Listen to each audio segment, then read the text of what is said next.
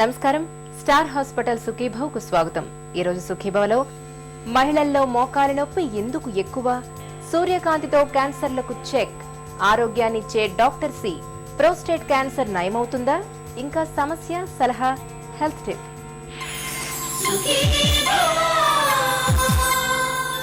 వయసు పైబడుతున్న కొద్దీ మోకాళ్ల నొప్పుల బెడద కూడా పెరుగుతుంది. ఇది మనకు తెలిసిన విషయమే. కాకపోతే మోకాళ్ల నొప్పుల బాధితుల్లో పురుషులతో పోలిస్తే మహిళలే ఎక్కువగా ఉంటున్నారన్నది కాదనలేని వాస్తవం. మహిళల్లో మోకాళ్ల నొప్పుల బెడద అధికంగా ఉండడానికి కొన్ని ప్రత్యేకమైన కారణాలను చెబుతారు డాక్టర్లు. మహిళల్లో మోకాళ్ల నొప్పులకు కారణాలు, పరిష్కార మార్గాల గురించి ఇప్పుడు తెలుసుకుందాం.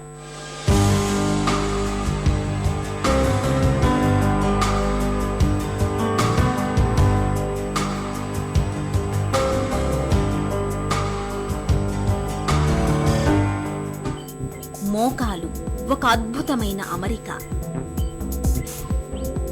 శరీరం బరువును ఎక్కువగా తీసుకుని మనిషి నిలబడడానికి అవసరమైన అవయవం. అత్యంత సంక్లిష్టమైన నిర్మాణం కూడా. రోజువారీ కార్యక్రమాల్లో మనకు తెలియకుండానే దాన్ని అనేక రకాలుగా ఉపయోగిస్తుంటాం. శరీరం బరువులో అత్యధిక భాగం దానిపై పడటం, విచక్షణారహితంగా దాన్ని ఉపయోగించడం వల్ల దానిపై పడే భారం కూడా ఎక్కువే. ఇటీవల పెరుగుతున్న స్థూలకాయం, బహుళ అంతస్తులలో నివాసం, ఎగుడు దిగుడు ప్రాంతాలలో నడక వంటి కారణాలతో మోకాలిలో నొప్పి సమస్య పెరుగుతోంది. అందులోనూ ముఖ్యంగా మహిళల్లో చాలా మందికి మోకాలి నొప్పి అనేది పెద్ద సమస్యగా మారుతోంది. మహిళల్లో కనిపించే మోకాలి నొప్పికి ప్రత్యేకమైన కారణాలను చెబుతున్నారు డాక్టర్. మన భారతదేశంలో మహిళలకి ఉన్న ఎముకల్లో బలం తక్కువ ఉంటుంది. ఎందుకంటే చిన్నప్పటి నుంచి పోషక పదార్థాలు, కాల్షియం తీసుకోవటం ఎన్ని తక్కువ ఉండటం, ఎక్సర్సైజులు తక్కువ చేయటం, సో ఎముకల్లో ఉన్న బలం తక్కువ ఉండటం ఒకటి. రెండోది, ఆ మోకాలికి మనం ఇళ్లలో చేసే పనుల వల్ల ఎప్పటికప్పుడు చిన్న చితక దెబ్బలు, అంటే తెలిసి తెలియక మనం దాన్ని మోకాల్ని చిన్న చిన్న దెబ్బలకి గురి చేస్తూ ఉంటాం. ఇవి పెద్దవి అయిపోయి ఈ దెబ్బలు అలా మోకాలు మహిళల్లో ఎక్కువ అరుగుతూ ఉంటాయి. మన మహిళల్లో ముందు నుంచి వాళ్ళు కాల్షియం తక్కువ తీసుకోవటం, సరైన పోషక పదార్థాలు తీసుకోకపోవటం, వెంటనే కాన్పులు కావటం, అందులో రక్తం వెళ్ళిపోవటం, ఈ అన్నిటి వల్ల వాళ్ళ ఎముకల్లో బలం తక్కువ ఉంటుంది. వాళ్ళ వయసు పైపడే కొద్దీ వాళ్ళు నడవటంలో, ఆ బరువు పట్టడంలో మోకాలు అరుగుదల ఆల్రెడీ వీక్గా, అంటే బలం తక్కువ ఉన్న ఎముకలో బలం వీళ్ళ బరువు పడే కొద్దీ అవి అరుగుతూ ఉంటాయి. ఇదొక కారణం అయితే, ఇళ్లలో చిన్నపిల్లల గురించి, లేదా ఇంటి పని గురించి, లేదా బాత్రూమ్ కూర్చోవటం గురించి, ఇలా కింద కూర్చోవటం, మోకాల్ని మఠం వేసుకొని కూర్చోవటం, బాస్పెట్లు వేసుకొని కూర్చోవటం, కొంతమంది రోజు 3-4 ఫ్లోర్లు మెట్లెక్కి దిగటం, ఈ 2 కారణాల వల్ల మన భారతదేశంలో మహిళల్లో మోకాల అరుగుదల ఎక్కువగా ఉంటుంది. 40-45 వయసు దాటుతున్నప్పుడు మెనోపాజ్, అంటే ఋతుస్రావాలు ఆగిపోవటం అనేది జరగటంతో ఈ హార్మోన్స్ ఈస్ట్రోజన్, ప్రొజెస్ట్రాన్ అనేవి ఆడవాళ్లలో తగ్గిపోవటం. ఈ ప్రొజెస్ట్రాను, ఈస్ట్రోజన్ హార్మోన్స్ ఎముకల్లో కావాల్సిన కాల్షియము, అలాగే గుజ్జు పదార్థాలు జాయింట్లో ఈ అన్నిటినీ ప్రొడ్యూస్ చేయడానికి ఉపయోగపడతాయి. కాబట్టి ఇవి తగ్గినప్పుడు ఋతుస్రావాలు ఆగిపోయిందా, లేదా హిస్టెక్టమీ జరిగి ఆ హిస్టెక్టమీతో పాటు ఓవరీస్ తీసేసిన ఈ 2 సందర్భాల్లో వీళ్ళకి కాల్షియం సంబంధించిన పోషక పదార్థాలు ఎముకల్లో తగ్గటం, అలాగే వీళ్ళలో మోకాల అరుగుదల దీనివల్ల ఎక్కువ అవటం అనేది జరుగుతూ ఉంటుంది. మహిళల్లో మోకాలి నొప్పికి అధిక బరువు, స్థూలకాయంతో పాటు కొన్ని ప్రత్యేకమైన కారణాలు కూడా ఉన్నాయి. సాధారణంగా పురుషులతో పోలిస్తే మహిళలకు కటివలయ ప్రాంతం కాస్త విశాలంగా ఉంటుంది. దీంతో తుంటి ఎముక కాస్త వంపు తిరిగి ఉండడంతో పాటు తుంటి కీలు కూడా కాస్త లోపలికి అమరి ఉంటుంది. దీంతో సహజంగానే మోకాళ్లపై భారం పెరిగి కీళ్లలో నొప్పులు బాధిస్తుంటాయి. దీనికి తోడు 40-50 ఏళ్ల తర్వాత శరీరంలో హార్మోన్లు తగ్గుముఖం పట్టడం, ఎముకలు గుల్లబారే ఆస్టియోపొరోసిస్ వంటి సమస్య తాకిడి మూలంగా మోకాళ్ల నొప్పులు తీవ్రమవుతుంటాయి. ఇక పాదాలకు హీల్ ఎక్కువగా ఉండే చెప్పులు వాడే అలవాటు ఉన్నప్పుడు కూడా మోకాళ్లపై అదనపు భారం పడి కీళ్ల నొప్పులు బాధిస్తుంటాయి. మొదటి దశలో ఎవరికైనా సరే కాల్షియము సంబంధించిన పదార్థాలు, అలాగే గుజ్జు పట్టే టాబ్లెట్లు అనగా గ్లూకోజమైన్ ఇవ్వటము, వాళ్ళకి కింద కూర్చోవటం మానేయమని చెప్పటం, మోకాలు చాపటం మడవటం అనే ఎక్సర్సైజ్, కనీసం ఈ ఎక్సర్సైజ్ పొద్దున ఒక 50 సార్లు, సాయంత్రం ఒక 50 సార్లు చేయటం, వీలవుతే మెట్లకి దిగటం తగ్గించడం, ఇవన్నీ మొదటి దశలో చెప్తాం. దీంతో చాలామందికి నొప్పులు తగ్గుతాయి. నొప్పులు తగ్గని వాళ్ళకి నెక్స్ట్ స్టేజ్ ఏమైనా ఇంజెక్షన్ ఇవ్వాల్సి వస్తుందా మోకాళ్ళని చాలా ఆలోచించి ఇస్తాం. ఎందుకంటే ఇంజెక్షన్ అనేది ప్రతి ఒక్కళ్ళలో పనిచేయదు, చాలా కొద్ది మందిలోనే పనిచేస్తుంది.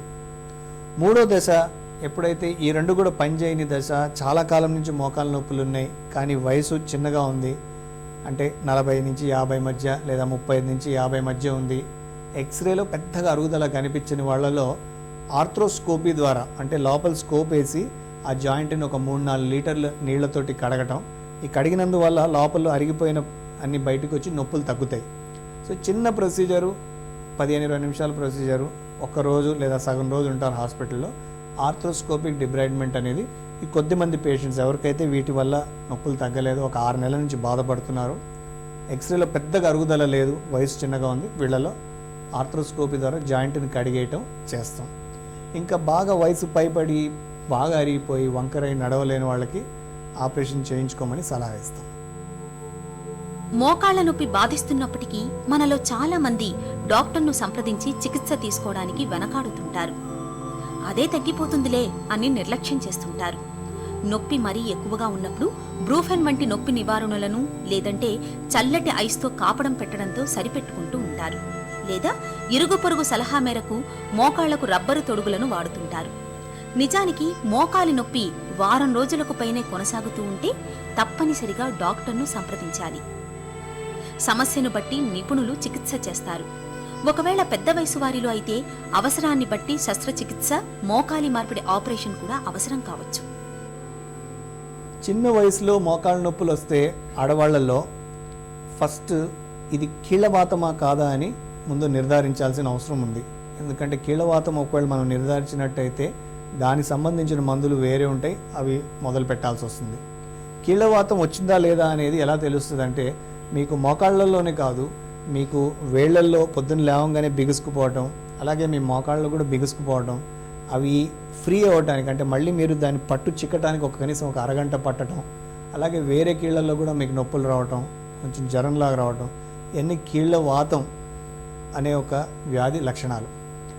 లేదు కీళ్ల వాతంలాగా వచ్చినట్టు లేదు, ఉట్టి మోకాలు బాగా కింద కూర్చోవడం, మెట్లకి దిగటం, స్ట్రెస్ చేయటం వల్ల వచ్చిన నొప్పులు అయినట్టయితే దీనికి మనం ఇందాక అనుకున్నాము, మోకాలకి ఎక్సర్సైజ్ చేయటం, మీరు ఏ పని చేస్తుంటే కింద కూర్చొని లేవటం వల్ల నొప్పులు వస్తున్నట్టుంది కింద కూర్చోవడం మానేయటం, ఇంట్లో బాత్రూమ్ మార్చుకోవడం, ఇలాంటివి.